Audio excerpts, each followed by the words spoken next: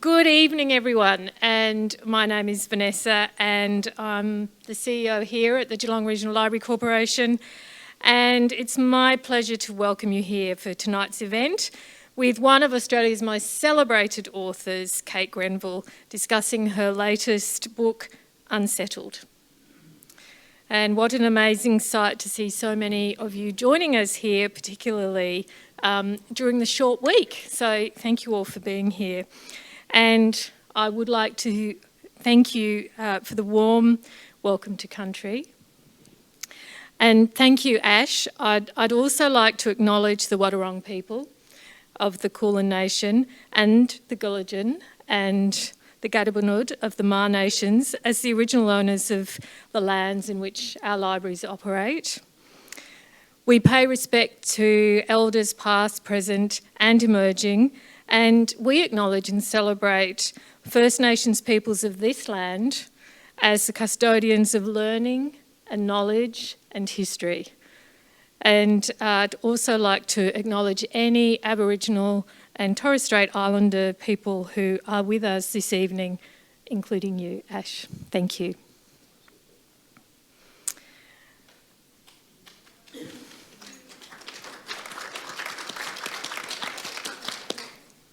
All right, we have some housekeeping to kick off so we can get cracking.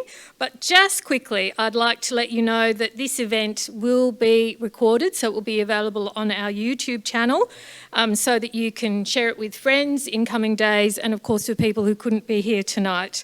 And please know that it's filmed from the back, so it's really people's heads who are on show, but please do let any of our staff know if you're uncomfortable with that, and we can arrange for you to sit somewhere out of camera. Tonight's discussion will touch on sensitive topics such as colonisation, which some people may find distressing. So also please know that you are welcome to step in and out of the room at any point, at any time, if you need a moment. And now on to the event. We are delighted to welcome Kate Grenville here this evening. And Kate's success and fame as a writer exploded when she published The Secret River in 2005. But I think we knew about you long before then. I think you were. And, of course, Kate's other novels include Sarah Thornhill, The Lieutenant, Lillian's Story, Dark Places, The Idea of Perfection, A Roommate of Lovers, and I beg your pardon. And most recent... See? I think I've said enough. But before I head off, just to say that Kate is, of course, joined in conversation with our very great friend, Jock Sarong, and Jock is the author of 7 novels, with his latest book, Cherrywood, released just last year. And Jock also writes non-fiction in The Monthly, The Guardian, Surfing World and Patagonia's Roaring Journals. And so please join me in welcoming Kate and Jock. Thank you.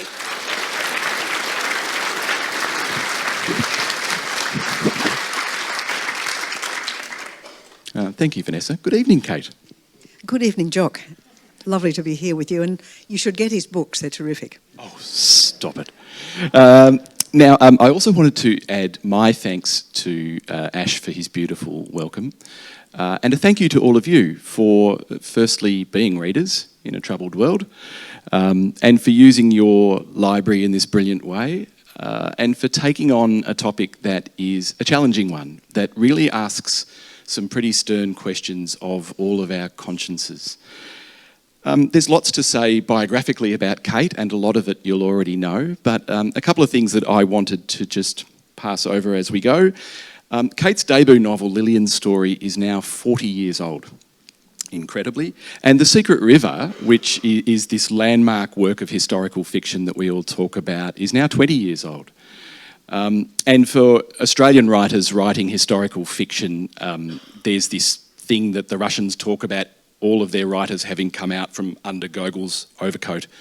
Well, we all washed up from Kate's River. All of us in one way or another have been given room to do what we do by what Kate achieved sort of out of thin air. So that novel in particular is a very important watershed in Australian historical fiction writing, and is rightly recognised as such. What else can I say to you? There's been Restless Dolly Maunder just lately, and Room Made of Leaves. A personal favourite of mine that never gets a mention is The Case Against Fragrance, which you described as your sciencey book. It's my Bee in the Bonnet book. Multiple honorary degrees, an Order of Australia, but books very, very deeply rooted in place and in family and in the story of Australia, our collective history, if you like. And what that makes me think is that all of these works were headed to this point, which is Unsettled. So the way to start, Kate and I have agreed that she's going to do a little reading to kick off, and then we'll talk some more. Yes. Just get the right specs on. Worst thing about getting old, I spend my life running from one room to the other saying, where are my glasses? Look, I also wanted to give a special shout out to Ash and his welcome. I can only say that anybody who says, I don't want to be welcome to my own country, should hear such a generous, eloquent, heart-reaching welcome as that was. So I know he's left the room, but I thank him very deeply. Okay, so I'm just going to read the first couple of pages of this book, less than a couple of pages, just to give you an idea of the tone. One of the things about writing a book like this is that you can have a bit of a heart sink moment and think, oh, this is going to be heavy going. It's going to be, a lecture. So this is really just to prove that I haven't written a lecture. Not capable of doing that anyway. I was 10 or 11 when one day in 1960 or 1961, my class walked down from North Sydney Demonstration School to Bull's Head, overlooking Sydney Harbour. I remember us grizzling about having to walk so far. It was hot, the sun blasting down as we trailed along. But when we got there, we saw something that's been burned into my memory ever since. We're standing at the high point at the end of Bull's Head, the harbour glittering bluely. We've left the boring suburban streets behind. Out here it's all sky and sun and trees bending in the breeze. We're lined up listening to the teacher because we're going to have to answer the questions on our excursion sheet, and we're going to have to draw the thing we've come to see, which is on the ground behind a bright white-painted council fence. The same bright white paint has picked out a big shape engraved on the rock. It's nothing more than a simple outline, a whale or maybe a fish. We're not that impressed except by how big it is. It had been done, Mrs. Linney was saying, by Aboriginal people. Not the white paint. Mrs. Linney made that clear. They'd just done the groove in the rock to make the picture. We'd put the paint there so you could see it better. I'd like to be able to say that looking at that whale on the rock was the first moment that Aboriginal people became real to me. I'd like to say it was the start of a lifetime's uncomfortable knowledge. I could pretend I felt sad or puzzled or curious or sorry, but the truth is I don't remember what I felt. Only that of all the millions of things I saw when I was 10 or 11, that's one of the very few I remember. It seems as if I could reconstruct that place molecule by molecule. So I must have felt something, but I'd be lying if I said I knew what. The fact is that piercingly vivid visual memory lodged in me like a splinter. The excursion was part of a social studies segment about the Aborigines. In class, we'd made paper boomerangs and drawn pictures of bark shelters. We'd also made cardboard pyramids and drawn pictures of the Parthenon. Aboriginal people took their place alongside all those others. They were exotic and picturesque, but they were long ago, and they were gone. When I was a child, the gone part wasn't talked about much. Measles was mentioned a lot, and so was the flu, but mostly there was a sense of something inevitable, something taking its natural course, like the turning of the seasons. These days, we know a lot more about how that going happened. Measles and the flu played their part, but above all, it was men who wanted somebody else's land, and had the weapons and the hardness of spirit to use them.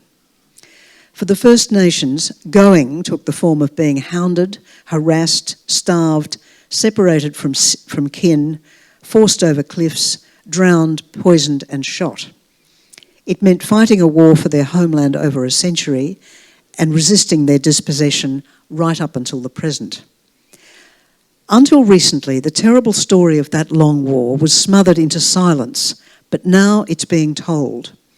These days, the facts about what happened are well researched, well known, and beyond dispute.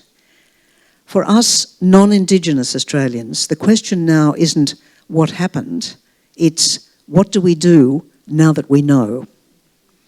And that's where this book began.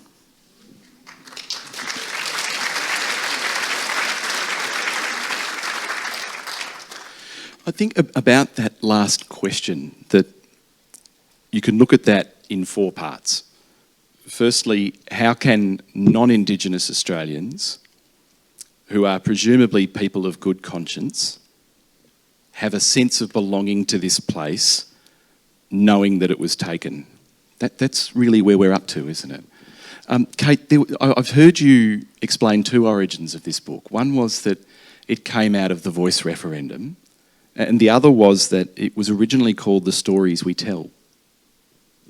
That's right. I really have been writing this book not since the referendum, but for the last 20 years. Because when I was researching for The Secret River, which is based to some extent on my family history, my convict ancestor, I went to a lot of the places that are in this book, and I thought a lot of the thoughts that I have now. But 20 years ago, I looked at those places without real understanding, and I thought those thoughts without much kind of self-analysis, I suppose. What the referendum did, and all those years I kept notes. I would travel to those places in researching for various books, and I would write copious notes, and I could see no future to those notes, but I'm a writer, so I write instead of thinking, actually, I think. So I ended up with a big bundle of rough notes on the back of envelopes and things. And I realised that it was actually about telling not only the stories of my family history, which is what several of my novels are based on, but also how I was thinking about the land I was in, how one might step back from the tales you've heard from your ancestors and think about them differently. So for many years, that bundle of paper was called The Stories We Tell. Now, when the referendum happened and was defeated, look, something happened, I think, to a lot of us, didn't it? For me, there was a kind of white-hot urgency to do something. I knew not what, but I wanted to do something. I had handed out leaflets. I had gone and, ticked the box marked yes.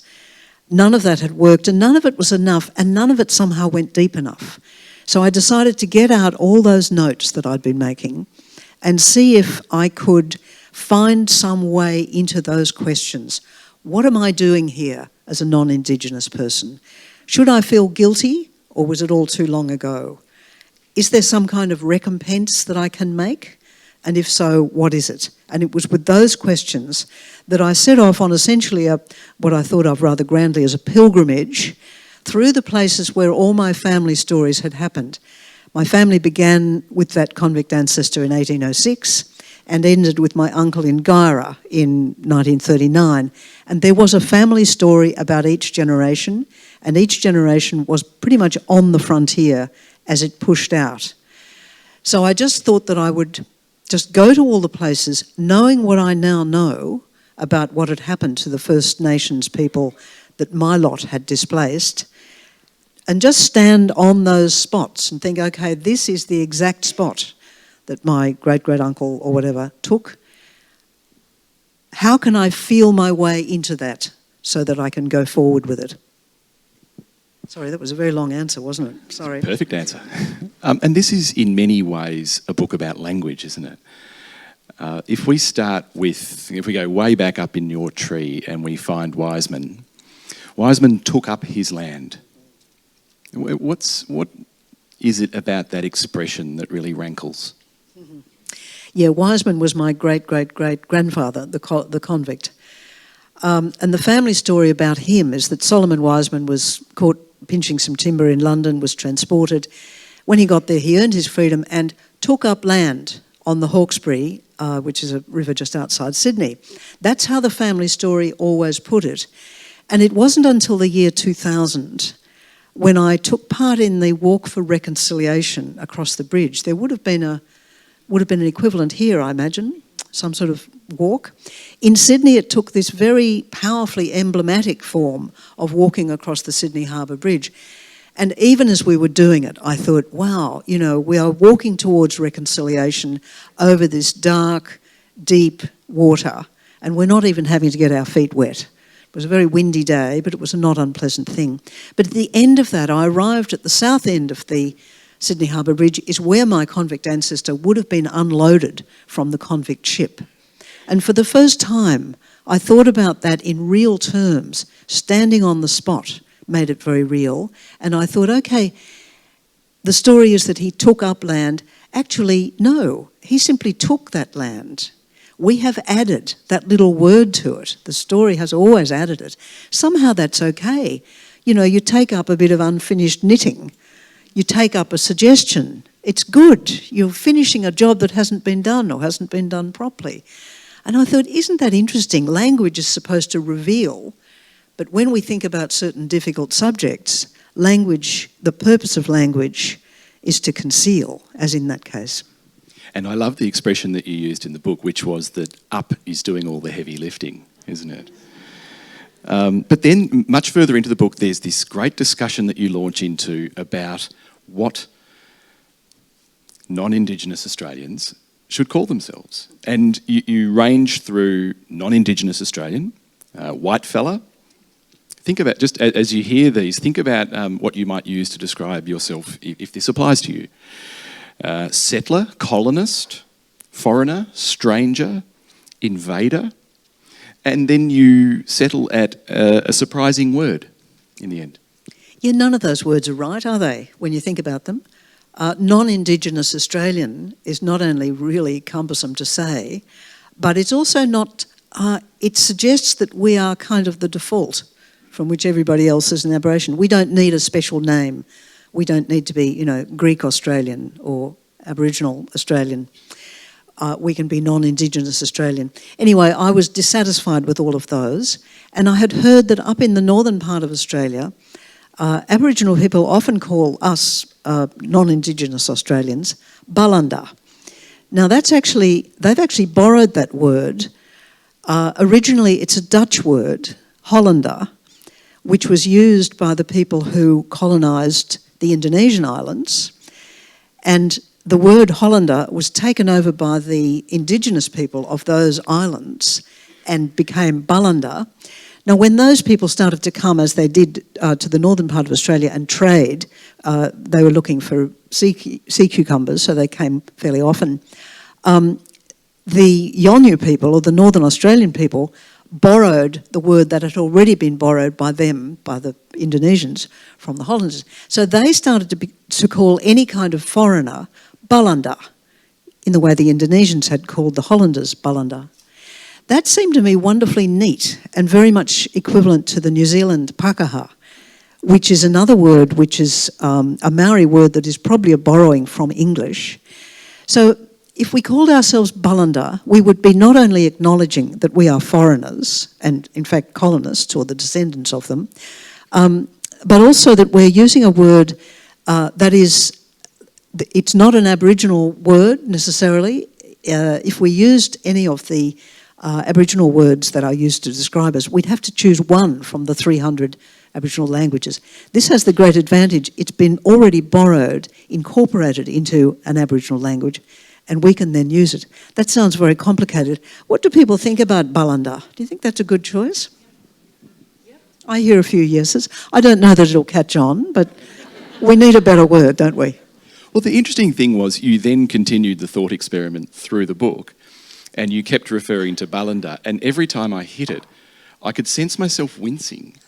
And isn't it interesting that as a default Australian, in the terms you're talking about, I felt the impact of the language being used on me.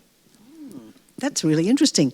As I wrote it, after that chapter, which is about halfway through the book, I think, after that, every time I didn't say non-Indigenous Australian, I said Balanda. And the first 10 or 20 times, it struck me as very forced, actually, artificial.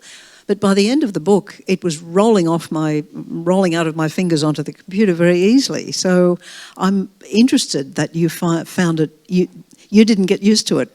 Well, that's because I'm a person on whom language isn't used pejoratively because of mainstream ideas. Isn't that why we feel the impact of such a word?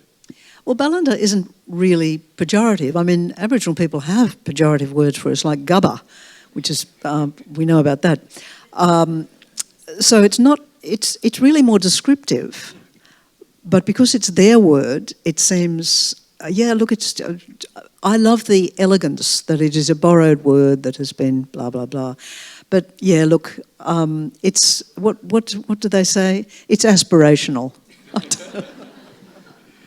The other one, while we're on language, that I loved watching in the book was your contemptuous use of the word explorer. That you either put it in quotation marks or italics every time just to give it a little kick. And that reminded me of being at school, and that at the end of summer holidays you got your box of books, and one of the things you got was a plastic stencil of the continent with the state boundaries marked in little perforations, and you knew that one of the jobs you would be doing that year was that you would be drawing little textile lines on that map where all the explorers went, where Burke and Wills went, where Hume and Hovell went, Blaxland, Wentworth and Lawson, all the guys. And it was thoroughly uncritical. They were blokes on horses who found stuff. But you give us a whole different idea of them in this book. Yes, explorers. I mean, it's ridiculous, isn't it? They were exploring land that was as well known as the main streets of Geelong. You know, just absurd. Like you're saying that Captain Cook discovered Australia. I mean, you know, plenty of people knew about it all along. I'd forgotten about the plastic stencils, but I certainly hadn't forgotten about... We learnt nothing except all those failed explorers. I mean, what kind of an education is that? We have a lot of unlearning to do, I think, don't we, before we can even get to first base about all this stuff. That was the next word I'd written, unlearning. You're right, we are undoing assumptions, aren't we, in this process? Yeah, look, I think we grow up with a whole lot of language, like take up, and a whole lot of assumptions. I think kids don't do the stencil and the explorers maps anymore. Don't quite know what they do, but they don't do that.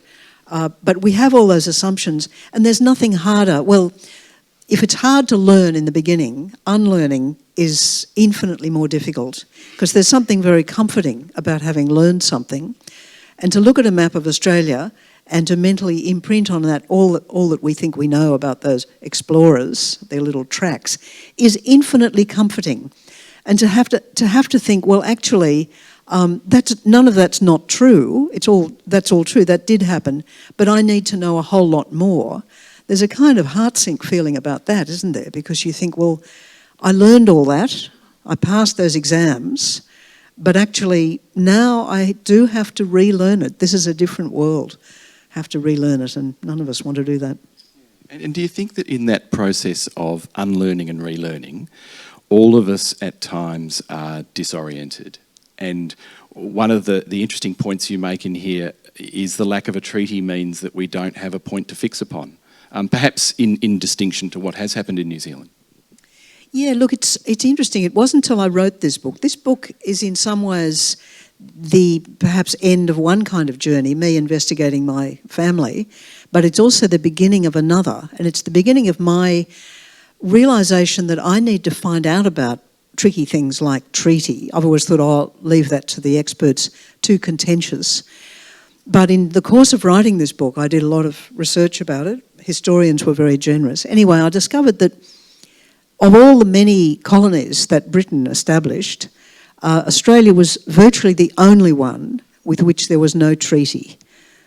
We know about the Treaty of Waitangi. All over America, I've actually seen, you can go online and see them, hundreds of treaties with all the different First Nations. Same thing in Canada, hundreds of treaties. We didn't have one. Now, those treaties were very often grossly unfair, and they were usually ignored. They were cancelled as soon as it suited the colonists. But what those treaties meant was that at the time they were written, two sets of people sat down and said, okay, we both have the right here to negotiate about this. We are the sort of the sovereign people in this country, and we're going to negotiate with you newcomers and work out something. So that means that when the treaty was written, an authority was recognised by the British. Now that means that nowadays the New Zealanders can fight all over again about the Treaty of Waitangi, but they have something to start with. They have those two written documents, dubious though they are, and they can go forward from that. The British acknowledged that the Maori were a sovereign people with whom it was necessary to negotiate before you could just move in. Here, the Brits just moved in as if it were empty. They didn't even say, we're going to declare this terra nullius. That actually came 50 years later. They just moved in. It was a kind of sleight of hand. Look over here, look over here. And then what happened to you when you moved into Britain? Because you talk in here about a profound sense of dislocation when the Brits looked at you. Yeah, look, like a lot of people of my generation, I was brought up on a very heavy diet of British stuff. I see many of you in this audience would have had a similar thing. All the children's books, you know, Arthur Ransome, Enid Blyton, and like anything good or interesting came from Britain, most specifically from England. And so I felt that England was kind of my home. I knew I wasn't English, and of course I loved Australia, but I felt that England was my home. So in my 20s, like so many of us, I went there and of course got a nasty shock, as many Australians do when they arrive there, and discover that the British do not regard us as part of themselves. I realised that I was something even lower than a foreigner. I was a colonial.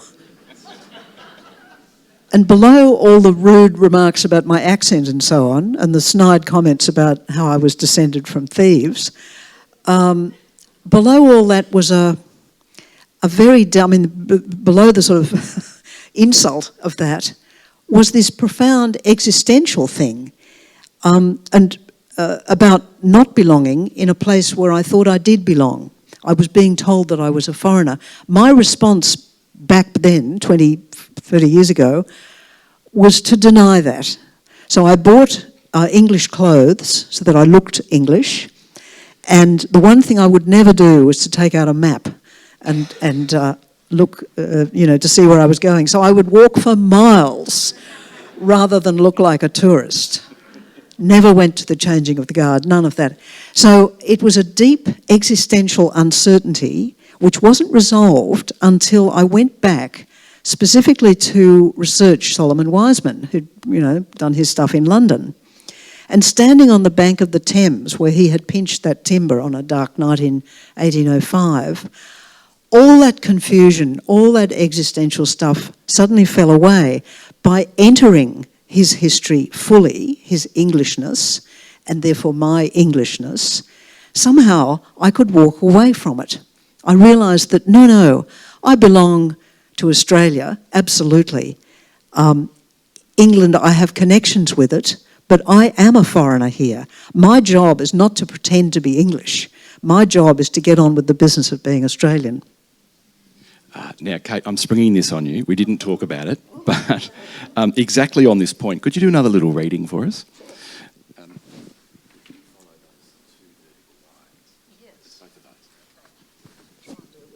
I'll try and do it with the wrong glasses. Oh, yeah. This is me standing beside the Thames. And I'm thinking, it would be a different way of being in the world if you knew yourself to be spinning through eternity in the company of all those ghosts of your family. What a profound connection to your place that would give you. There'd be no sense of a murky history standing between you and the land of your love. Sorry, I'll say that again. There'd be no sense of a murky history standing between you and your love for the land of your birth. If you were English, you'd know you had every right to be there, untainted by misgivings. You can love something that's been stolen. Your love for it isn't in dispute, but it doesn't change the fact that it was stolen. Yeah, that's the fact that we all have to kind of deal with. Just then when you mentioned Wiseman, that thinking about Wiseman was a key to understanding the dislocation. One of the things I really wondered about when I read this book was, is it possible to undertake the journey and the exploration that you undertook without having A, your set of skills as a historian, and B, your family history? Could it be done, in other words, at a remove? It's a really good question. I was very conscious with this book that this was just me. I was not making any grand statements. It was just me doing a very personal journey because I did happen to have those 4 or 5 generations of family stories. But now I think, and for me it was an absolutely personal journey of discovery. For most of the writing of this, I didn't think it was ever going to be published. It was just me trying to work something out. But now, what I think is that actually all of us who are Balanda are on stolen land. Whether we arrived last week or 200 years ago, we're on stolen land, and we are the beneficiaries of that. After all, migrants want to come here because it's a really nice place to be. So I think each one of us can do, I think of this as a kind of homemade DIY truth-telling. Now that our leaders are turning their back on truth-telling, not in Victoria, I hasten to add, it's up to us to do it individually, and I think most of us can. We all live, after all, on some little bit of Australia. We all stand on stolen land in our kitchens. So there's no reason why we can't do some kind of examination of that. Find out what was there before is the most elementary thing to do. Go out and try and imagine the place where we live without the buildings, without the bitumen. That's quite remarkable. When you see the shape of the land, the creeks, you think of the logic of people living here. So I think we can all do some version of it, and I think we need to. It's the one thing we can do. If our governments are not going to do it, we can act in this tiny little. It's like people selling their Teslas. Each person has made a decision, and it is making a difference. So, if anything, I hope from this book, it's that people will think, okay, what kind of a thing could I do that would be kind of the same journey? It happens in the answers that you've given that you've moved through voice to treaty to truth, which is the order that they were set out by Makarrata. And I remember, around the time of the referendum, there were arguments about whether that order could be disrupted. Does it feel to you like that? Can you sense a logical flow between those 3 things, having written the book? Yeah, I hadn't thought of that. Look, I think there was a reason why the statement from the heart put the things in that order. You can certainly argue about it, though, and you could also say, does it matter? As long as they all happen, some things are going to be politically more possible at a given moment in history than others. To have a voice does seem like the first thing, doesn't it? If you don't have a voice, can you do anything else? On the other hand, the treaty gives you a voice. So, look, I think I'm beyond my pay grade, as they say. One of you I keep coming back to language, and I apologise for fixating like this, but you talk much later in the book about how there are properties that you encountered on your road trip called things like Hilldale and Pleasant View and Blairgowrie or whatever. And then there are other places that are called things like Yarragindi and Mundamulla. And you think about the distinction between a settler, Balanda, naming their property after the homelands and taking an Aboriginal name and using it. What does that choice tell us? Yeah, look, I found those names. It's a long, straight, slightly boring drive between Gunnedah and Tamworth, which is one of the stretches of drive I did. And so I started to look at the names on gates. So, yeah, the ones that are named after a place in Scotland, they're weird, aren't they? You could argue, it seemed to me that what they were saying was, I actually wish I was back there. which is not very flattering to the place where they are. And then there are the places called Hillview or Tall Trees, and you think, okay, these are people who are saying, this is kind of day one. There is no history here. There is perhaps no future. We're just going to, plonk ourselves here and establish that, there's nothing to see here except the tall trees and the pleasant view. But the most interesting ones are the ones with Aboriginal words. Now, I used to think, and I could still make a case for this, that it's a kind of acknowledgement of country. We're using, it's usually a story, they know what the word means, and there's often a story attached to it, in my experience, talking to people who live in places called like that. But as I drove along, I thought, no, it's actually not. It's not acknowledgement. It's a kind of appropriation. What they've done is they've taken the land, but then as a kind of smearing over of that taking, they've named it in some way to connect to the people whose land they've taken. So they've somehow borrowed, well, appropriated is the word, a kind of sense of authority or ownership or story. Language is a very powerful thing, and in Aboriginal cultures it's particularly powerful and not necessarily for everybody to use. And I began to think, no, that's... it's actually a kind of almost thumbing your nose. It's almost saying, yes, I've stolen this and I'm not going to give it back because I've used your word for it. Now, in a way, in the book, I've made it impossible for anybody to call their property anything without me criticising it. But I suppose the point I was making, and by the time I got to Tamworth I had talked myself around to this, is it's worth thinking about. What does that name on the gate do? And you might leave that name, but we need to think about what we're doing. Don't necessarily need to pull down the statues or change the language, but we need to be very conscious of what we're doing.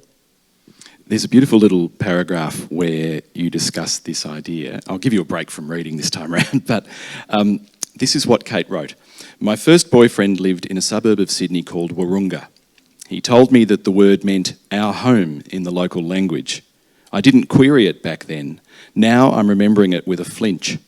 I'll ask you what you call it, and you'll explain that it's our home. Then I'll take it as our home and call it that, but in your language. It really emphasises the insult, doesn't it? Yeah, it really is putting salt in the wound, I think. Yeah. Kate, there's this whole body of work that you have created around the frontier and around your family history. Obviously the Secret River and Searching for Secret River and Dolly Maunda and lots of other work. Does this book represent... This book feels to me like an aerial view of all of that history, that we've got up really high and looked down on it to see it all at once. Does that mean that you are closing this circle in your creative life, or what is going on here? Gee, I love that image, a kind of drone level view of the whole thing. I think that's true, actually. What it feels like is that I've written a lot of novels about colonial Australia and some biographies, like the one about my grandmother. And I've always had the screen of usually fiction and always, nice language, thinking of the beautiful sentence. So those things have put a distance between me and the reality. I have talked about the reality, but the way I've talked about them has given me... I haven't needed to engage at a personal level. And I suppose it was something about the referendum that made it suddenly very personal, that I was prepared to come out from behind the screen of fiction and beautiful language. I hope there is some beautiful language in here. But, when Jock and I were talking about this earlier, when you're writing fiction, the pleasure of writing a beautiful sentence and tinkering with it until it is beautiful sort of can distract you from actually what the sentence is saying. And it gives you hiding places too. Yes, that's right. It's not just taking up the language hides, yeah. If you make a beautiful enough surface, you can get away with anything. As for where... Look, I do feel, I think I said in the beginning, that this book is the end of one exploration, but definitely the beginning of another. So, yeah, what happens from now on, heaven only knows. Excellent. Now, we're going to turn over to all of you to ask your own questions in just a minute. I have one more little corner I want to explore with you, Kate, and that is, if we go all the way back to that fundamental question that we started with, what do we do now that we know? The last chapter of this book, and the great thing about non-fiction is there are no spoiler problems, so I can do this. The last chapter is about the Myall Creek massacre. And to me, it comes up with an answer to that question. What can we do? Here's something we can do. Can you take us all through that? Yes, it's one of the things we can do. The Myall Creek massacre happened in 1838.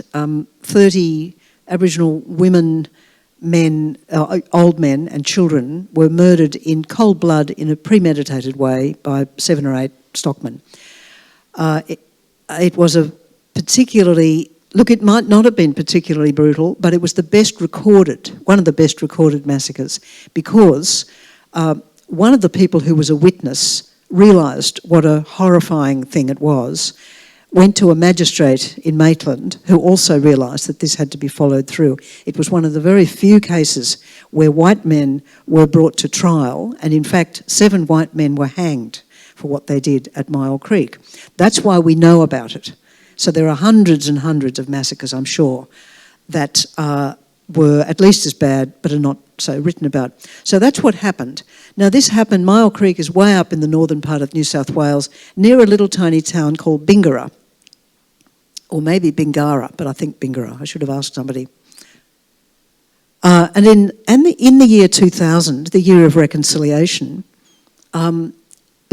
descendants of the perpetrators of that massacre and descendants of some of the survivors actually came together, the story is over somebody's kitchen table, and they decided to try and work something out about this.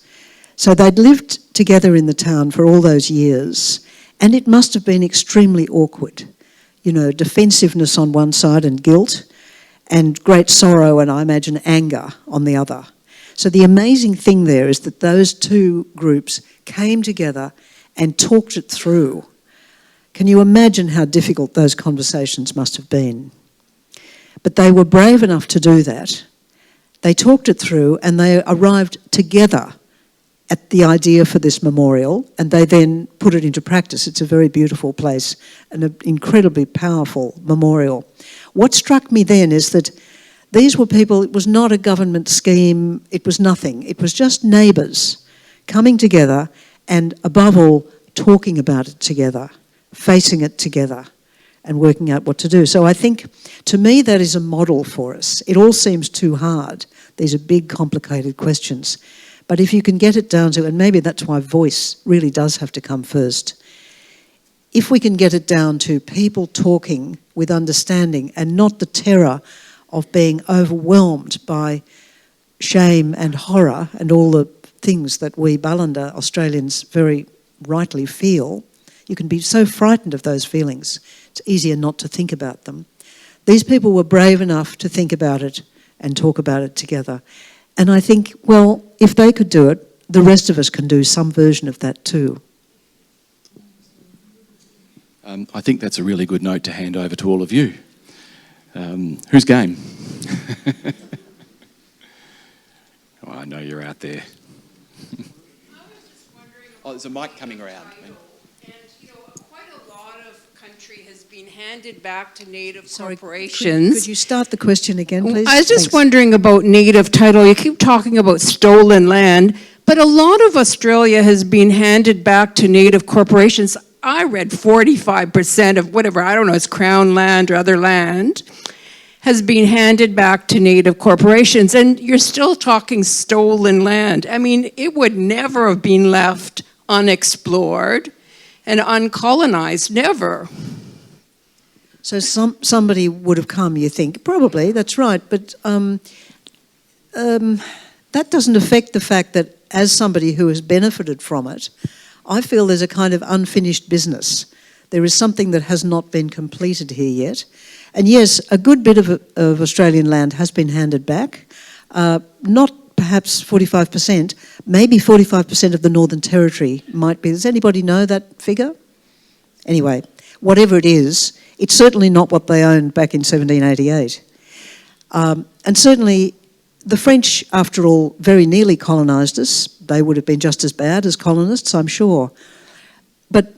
And not everybody needs to think about this, but I certainly do, and I think I'm not the only Balanda, to somehow need to feel, a feeling that I have gone into and explored the reality of me being on land that was taken from somebody else, and how glad I am, because I would not want to have grown up in Bermondsey, which I would have done if Wiseman was still there. I have benefited immensely from that stealing, so I feel that there's something I need to kind of do in return, and I've never been sure what it is. This book is part of that. Anybody else?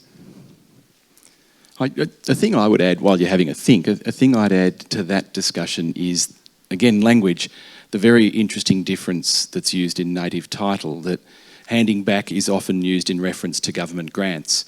Recognition is used in the native title sphere. In other words, the land always did belong to this cultural group. What we are doing in our formal mechanism is recognising that. It's a great way of sort of pivoting your thinking a little bit about it. Sorry, over there. Yeah, just this is actually to both of you because of the books you've both written. With Secret River, I'm just wondering about cultural appropriation. It becomes an issue that always raises itself, and yet the historical documents, when you're writing historical novels, can give you a very clear path of what the British thought. There's enough information, particularly in Victoria, looking at some of the works of G.A. Robinson and a number of other sort of early Aboriginal protectors.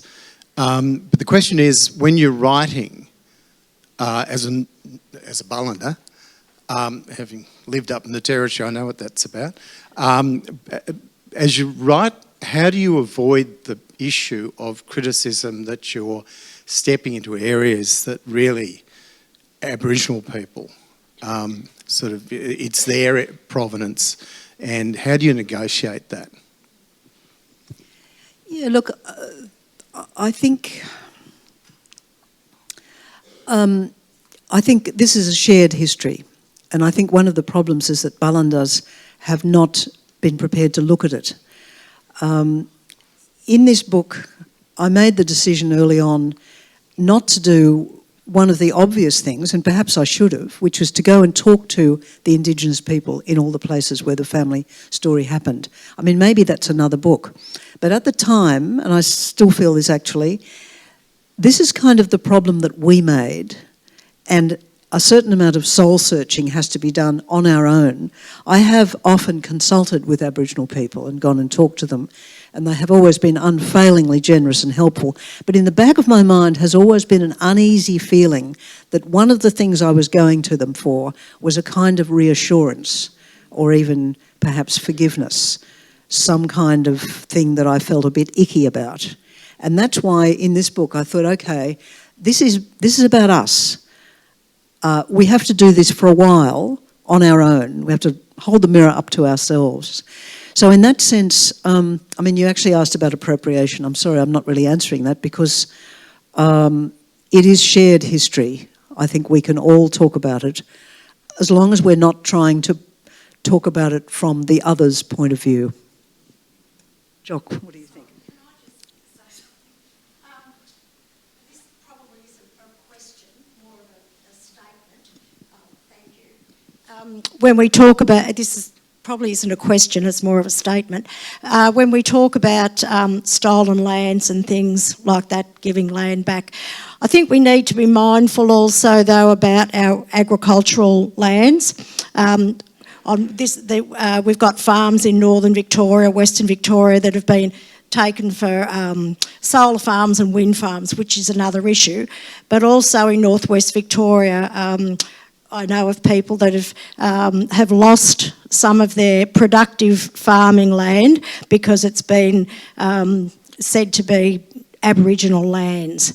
So I think we need to be mindful, and then there's talk from Farmers Federation and things like that about will we end up all the farmers having to pay rent or taxes to the Indigenous people? So, you know, it might get a little bit blown out of proportion, but I think it's all very well to say we need to give the land back, but I think we need to think about agricultural land. I do have personal experience of this, so you can shake heads and things, but it's also a very important factor when it comes down to giving land back. Yeah, that's a tricky one, and I think we just need to talk about it and be willing to share in some way. Jock, would you like to respond? Yeah, absolutely. Sorry, just to respond to what you're asking about appropriation. The other thing I think about it as a writer is that you're kind of faced with a choice between saying nothing and allowing a wrongful silence to continue, or saying something and making a mistake. And in the face of that choice, it seems to me the better approach is to say something, but to do your bloody homework, to do your research and to consult and to rewrite until you know that you're on safe ground. And to avoid that as a writer because you're worried about doing the wrong thing, I think is probably not the best choice. Oh, good, thanks. Hi. I'm just over here. Hi. I'm kind of following on from the idea of discussing like native title, and even just what you've just said then kind of leads into what I wanted to ask is there was a couple of those really significant moments in Australia that's a bit more formal or political, such as, you know, the Mabo decision. We kind of talk about our engagement with reconciling with being on stolen land post-Mabo. We had post-apology, and now we're in this post-voice. And I guess the difference with the voice is that it was a failure in recognising, or an opportunity that we had to recognise it and move forward, which the other decisions did. And so I think this book kind of comes at a really important moment with that. So where do you see that reconciliation kind of journey coming off the back of the being post-voice for all Australians? Yeah, look, I think the referendum was a watershed. You can call it a defeat, but actually it seems to me 2 years later that things are still rippling away from it that are strangely positive. And the way I think of it is just that people have been made to think about stuff, even if they've opposed it and decided against it. They have been made to think about it. And once that's in your brain, it resonates. That makes hope. Whereas if there's ignorance, which I think was behind a lot of the no votes, or a kind of indifference, if it's never on the radar, if it's never on your agenda, nothing's going to happen.